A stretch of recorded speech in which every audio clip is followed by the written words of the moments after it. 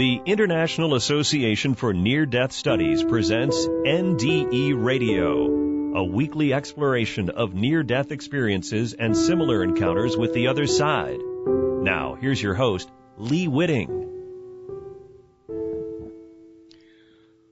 Welcome to NDE Radio, brought to you by the International Association for Near-Death Studies. I'm your host, Lee Witting. In thinking back over our recent shows, I realized I've been guilty of only talking about IANDS' recent conference in Newport Beach, California, and not mentioning all the other things IANDS has to offer members. So this show, I want to provide you with a bit of an idea as to what benefits you'll get as a result of becoming an IANDS member. First of all is the quarterly publication Vital Signs, edited by Rhonda Bailey and yours truly. In its pages, you'll discover some of the most intriguing accounts of NDEs and related experiences from experiencers themselves. Then there is the Journal of Near-Death Studies, a more scholarly publication with articles such as the nursing profession and near-death experiences, a personal and professional update, or phenomenology of near-death experiences, an analysis of a Maori case study. Very interesting, timely, and well-documented articles. And then along with our other publications, there are monthly reports of NDEs emailed to members as well. So really the annual conference may be the sexiest part of IANDS, but it's not the whole show for sure.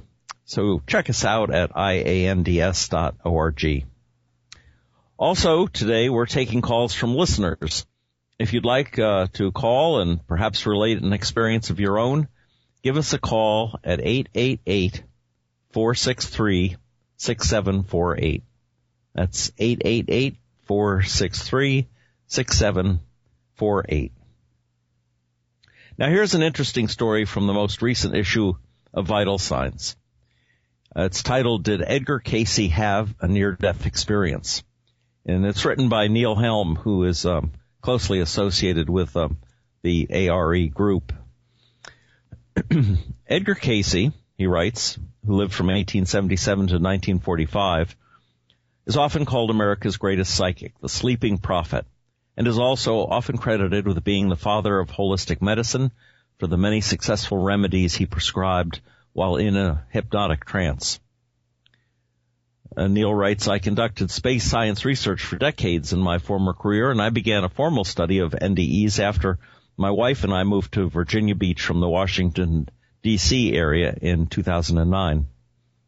We wanted to be more active in the Edgar Cayce Association for Research and Enlightenment, which is titled ARE,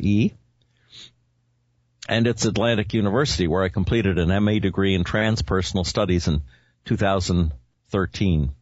I am now on its faculty. My master's culminating project was a study of the spiritual aspects of NDEs.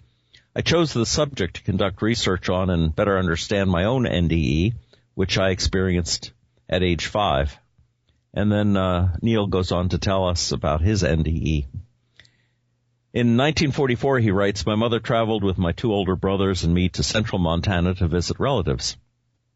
After a few days, a cousin took us to a hot spring swimming area in a rural setting. I was frustrated to see that my mother and brothers could swim. I had never been swimming, but thought that I could accomplish this physical feat.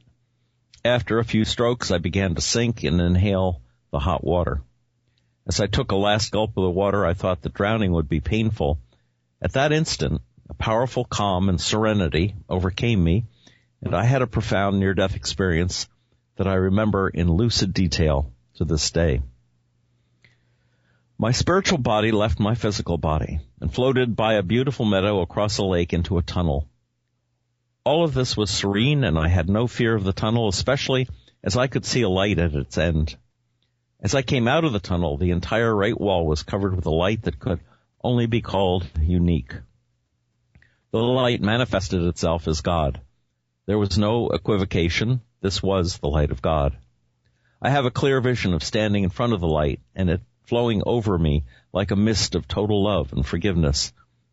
Then God said, "It's not your time." My spiritual body then returned to my physical body in the hot springs. My middle brother dove into the water, physically touched me, knew that no one should be under the water, and pulled me out to the surface. My cousin, a physician, resuscitated me. At age 5, I couldn't comprehend piercing the veil and going to the other side, but I knew I had met God, and within an hour after my resuscitation, God communicated with me, guiding me not to tell my experience to my parents, who would probably call it a hallucination, or to my young friends who would not understand it.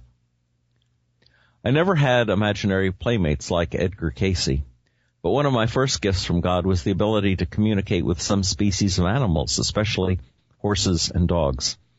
In addition to my inner knowing and ongoing conversations with God, he asked me if I wanted additional psychic gifts like telepathy, clairvoyance, and precognition, the ability to look into the future and to better understand past events.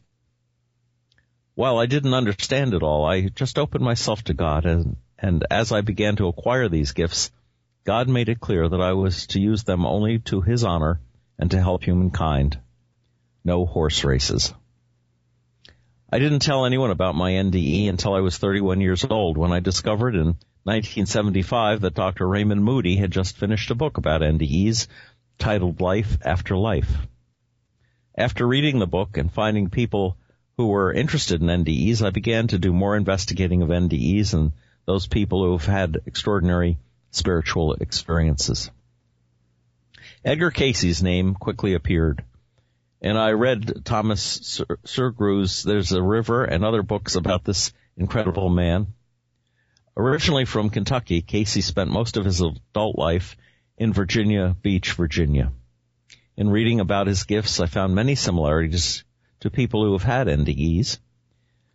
They tell of traveling to the other side and talking with family members, spirit guides, and divinities. They also report experiencing after effects of the NDE, such as becoming more spiritual and developing paranormal abilities, even to opening the book of all knowledge known as the Akashic Record. Many and perhaps most children do not remember or fully understand their NDEs, but I started early in 2013 to try to find some real evidence of Edgar's NDE. And reading Harmon Bro's A Seer Out of Season, I found something. Harmon Bro, a graduate student, and also his wife June, were working for Edgar in 1944. Edgar, knowing that Bro was planning to write his PhD dissertation on Edgar's life, was providing Bro with some highlights from his earlier years. Bro writes of Edgar, he told of how he had drowned and been pronounced dead in his youth, and how the invisible playmates of his childhood had returned to him once as an adult. And that was written in 1989. Edgar was making certain this important event in his young life was documented for his memoirs. Bro wrote down these discussions, and it is important to follow the flow of Edgar's memory. He drowned, and his invisible playmates came to him. I hypothesized that Edgar drowned, had an NDE, probably had his first out-of-body experience, an experience that he would continue to have more than 14,000 additional times. The invisible playmates, a visit from an angel, and the multitude of gifts that Edgar received from God, such as the ability to put himself into a trance and receive information from the Book of Knowledge, were, I hypothesize, the result of his spiritual development, first made possible by his NDE. Why did Cayce not speak more of this profound event in his life? First, the phrase near-death experience was not coined until Raymond Moody wrote his seminal book on NDEs in 1975. That was some 30 years after Edgar's death. Second, while Edgar believed in past lives, traveling to the other side, and meeting Jesus, these subjects were not popular with many people in Christian circles during the first half of the 20th century. My continuing NDE research on Edgar's drowning led me to the big vault at the Edgar Cayce ARE, where all of Edgar's readings, other memorabilia and artifacts are carefully stored. I found some original notes by Edgar's father, Leslie, often called the Squire. Leslie Cayce writes that his son Edgar was an outdoor boy who liked to hunt and fish. Quote, on one occasion, after some very heavy rain had filled the ponds, lakes, and lowlands to overflowing, Edgar decided to go fishing. He got his little fishing pole, hook, and line and started out perfectly alone. While Leslie did not date this story, he implied that little Edgar was quite young, I suspect around age 5, similar age-wise to my own NDE. The heavy rain had caused Edgar's favorite pond to overflow onto a generally shallow area where some small fish were stranded. Edgar put down his pole and was happily wading out into the shallow water and just picking up the small fish and tossing them onto the bank. However, in his enthusiasm, Edgar ventured towards what was a deep hole some 10 to 12 feet deep. He slipped down the steep sides of the hole. Edgar had to stick his hands and feet in the muddy side of the hole to try and pull himself out. Luckily, a hired man on the farm came along with horses and a wagon of logs or rails. He saw the fishing pole, fish along the bank, and Edgar's hat floating in the water, and he knew that Edgar, was about to be drowned or had been. Leslie, writing about these memories for the newspapers, was trying to tell the story of how little Edgar was strong and resourceful. So he wrote that Edgar was coughing water and was out of the hole when the hired man grabbed his hand and pulled him out. But I suspect that Edgar had in fact drowned, and the hired man pulled him out, applied simple resuscitation skills that were generally known, and brought the boy back to life. Remember, Edgar told Harmon Brough, quote, he had drowned and been pronounced dead in his youth, unquote. The hired man loaded Edgar onto the wagon and took him back to his mother. Leslie then wrote that Edgar's mother was frightened by hearing what had happened and what he had seen. I suggest that Edgar was telling his mother about his drowning and what he had seen as part of his NDE. After reading hundreds of NDE accounts, I am comfortable with the idea that Edgar's remarkable life is the result of his meeting God, perhaps in the form of Jesus, during his NDE.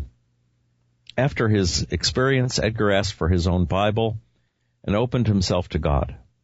All of Edgar's gifts and abilities followed. Soon after his experience, Edgar was visited by his invisible friends. Later, an angel came to him in the garden. He could sleep on a book and acquire the knowledge within. Similar experiences are often related by children who have had an NDE.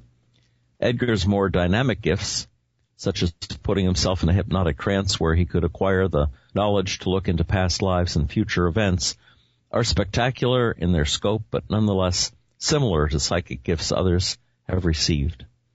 Edgar understood this and told Brough, quote, I don't do anything you can't do, unquote. Having an NDE seems to be a rapid way of traveling to the other side and meeting God. However, it is not the only way to have this sacred experience. Edgar said, you can do it in dreams. I know people who are able to have an intimate relationship with their God through dreams, meditations, and prayers. We are all special children of God, doing His and our mission in many unique and different ways. And that's the article from Vital Signs, spring and summer 2014 issue. I should tell you that the writer, Neil Helm, is currently a scholar in residence at Atlantic University. He completed a more than 40-year career in space science, where his last 18 years were at George Washington University as Deputy Director of the Institute of Applied Space Research. Professor Helm completed an MA in Transpersonal Studies at Atlantic University in 2013, and he's currently enrolled in a PhD degree program in Transpersonal Psychology at Sophia University. That's a good example of the kinds of articles we run in Vital Signs. Let me give you that call-in number again if you'd like to call in. The number is 888-463-6748. That's 888-463-6748. Now, we mentioned Raymond Moody, and Raymond Moody was one of the founders of IANDS. And from a Vital Signs issue of the summer of 2011, we did an interview with Raymond, and I just wanted to read one question and his response to it. This was directed to Raymond Moody. What do you find most interesting in the field of NDE studies? How have your family and friends reacted to your interest in this field? How have you integrated what you have learned from NDEs into your religious views, your scientific views, your views of reality? And Raymond responded, to me, the most fascinating aspect of these experiences is their potential bearing on the biggest question of human existence. Is there an afterlife? I was not exposed to religion as a child, and the first I ever thought about life after death was in reading Plato as a first-year college student. As I said at the beginning of Life After Life, my background interests were in logic, philosophy of language, and ancient Greek philosophy. I also emphasized near the beginning that I was primarily discussing narratives or verbal accounts. And I emphasized that these narratives were not evidence, which he puts in quote, especially not scientific evidence of an afterlife. Regrettably, all those vital facts got overlooked in the enormous wave of popular and professional interest in these experiences that swept the world after Life After Life was published in 1975. The afterlife remains the most important philosophical question, but it is not yet a scientific question. I have kept insisting on this because it is a truly crucial point. Thus far, the question of an afterlife is still a conceptual question. That is, it requires logical reasoning about concepts, not scientific methods. I believe that people will be waking up to this pretty soon, and it will transform the landscape of rational study of life after death. Really interesting quote from Raymond Moody in Vital Signs. Now, one of the other things that we do for members at IANDS is we have a monthly emailed account of one or more NDEs. And I thought I would read the short one that came in for September. And then I'll give you the commentary on it, which is often precedes the email, but I'm going to put it at the end. This is published anonymously. I crashed my bicycle when several friends and I were playing Follow the Leader, and we were jumping over a manhole cover. I flipped over and landed on my head. I can remember leaving my body and seeing myself on the ground. There was no pain, but I felt panic because I didn't understand what was going on. Instantly, I went to the second story of my house and tried to get my grandma's attention. It was odd because when I was at the window trying to get her attention, she looked at me, but it felt like she didn't see me. Then she went outside and saw me on the ground. It was almost as though she heard me outside the window. Once she saw me, I was instantly back in my body. When we went to the hospital, the doctors checked me out. I was young, so I can't really describe what they checked, but I do remember the doctor telling me he couldn't believe that all I got was 2 black eyes and no brain damage. Since then, I see beings that visit me. I don't know if what happened to me is the reason, but the beings are beings of light, and they tell me odd things. I try and hide from them, but they appear out of nowhere. I try to ignore them. If I repeated the things they tell me, you would think I was crazy, so I totally ignore them and the things they tell me. But I've had out-of-body experiences since then. I'll see myself sleeping and go back into my body and wake up, but won't be able to move for 1 or 2 minutes. And then he ends by saying, I feel like I'm screaming, but no sound actually comes out of my mouth. Not a happy situation, I would say. Now, the commentary that accompanied this from IANDS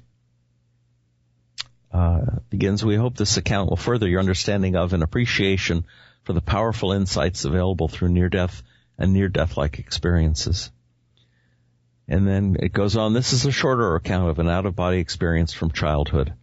It is of interest that his grandmother perceived something was wrong, even though she couldn't see him outside her window. Small children and dogs are most likely to see disembodied individuals, but sometimes adults have that ability or trust their instincts sufficiently to follow up. The after effects, he reports, are also interesting. Many who have near-death, out-of-body, or near-death-like experiences have an increased ability to see and communicate with spirits. It seems that the veil between this side and the other side is thinner after an experience. Experiencers most often refer to the beings they encounter on the other side as beings of light or light beings, just as this man describes the beings who visited him since his accident. Some people are successful in preventing beings from bothering them by telling them they are not welcome and asking them not to visit. His other after effects have also been mentioned by other near-death experiencers, though less frequently than seeing beings. Well, that's just one more service that IANDS provides, sending out to members on a monthly basis emails of interesting stories. And not all of them are happy ones, but they all give us an insight into what our status is, I guess I could say, with the other side. Let me give you one more chance to call. We're almost out of time, but our number is 888-463-6748. There is another story which you might find interesting.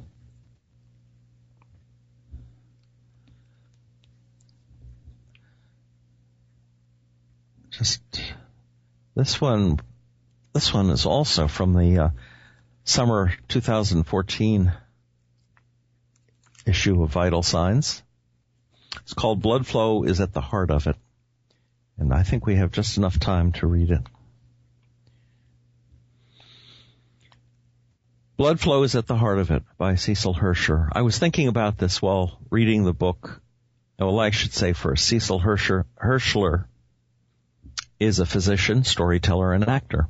After immigrating to Canada in 1974, he maintained his links with his birth country, South Africa, by bringing Education Without Borders into realization with his wife, Ruth.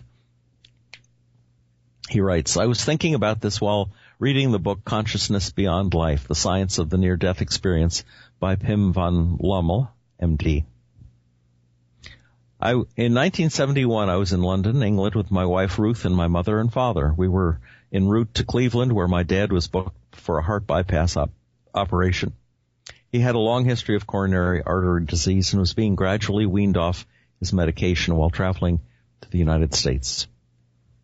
It was a Saturday afternoon when Ruth and I left my parents in their hotel room. They were going to rest before having supper with cousins, and we were going to fill in some time before going to the theater. There was still a few hours to go, and we decided to window shop in a square close to the hotel. Later, my plan was to practice judo at a nearby London dojo while Ruth was going to do some serious shopping. We arranged that we would meet at the theater after we had split up. As we were walking around the square, peering into windows and gawking at the various displays, I accidentally bumped into someone who was doing the same thing. It was my father. He had also seized the opportunity to walk around the same square before his dinner. Totally unaware of each other, we had bumped our bodies together. We laughed, hugged, kissed, and said goodbye once again before going our separate ways. Ruth went shopping, and I ran off to my judo practice. Judo is a martial art based on respect and utilization of your opponent's energy to defend against attack. During practice, you are obliged to hit the mat with the palm of your hand to indicate submission, at which time your partner ceases any further action. On this occasion, my partner had me in a chokehold. Usually I submit immediately, but for some unknown reason I resisted. Suddenly I was floating up a tunnel towards an opening of brilliant white light. Peering down down towards me over the circular rim of the opening were human figures. I couldn't recognize them. They were distant and vaguely translucent. I was totally at peace and tranquil.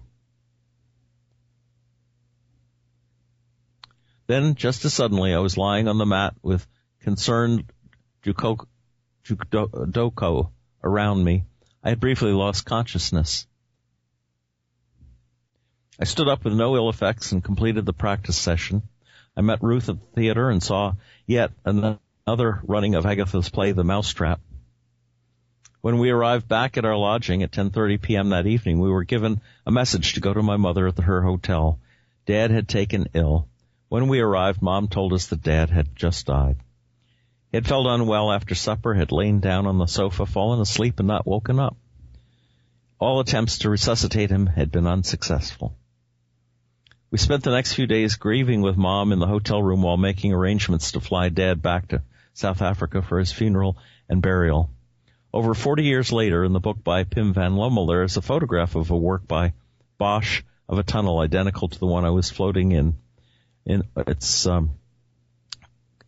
He calls the piece Visions of the Afterlife. The book makes me think that my vision was a near-death experience induced by the brief cessation of blood flow to my brain. The unexpected meeting with my dad only hours before his death could be looked upon as a coincidence, allowing father and son to bid each other farewell. But yet there is another meaning behind the meeting in that London square. Two human beings, a father and son, met on the earthly plane, hugged and kissed, and went their separate ways. One went through a near-death experience, and the other a death experience.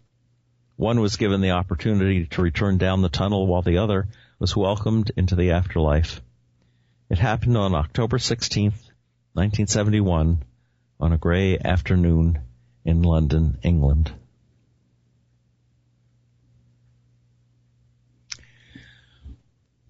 Well, we are just about out of time, and we didn't apparently get any calls. We'll have to do a call-in again at some point. It's always a little chancy with just a half-hour show as to whether anyone's going to have time enough to cut in. And so what we usually do on days like this is just, as I've been doing, read some of our a few of our hundreds of stories at IANDS on near-death experience and similar accounts with the other side. Well, if it does look like we're about out of time for today. If you'd like to listen to this show again or to any of our past shows, just go to our website at nderadio.org. And if you are interested in pursuing a membership in IANDS, please go to the IANDS website, IANDS.org.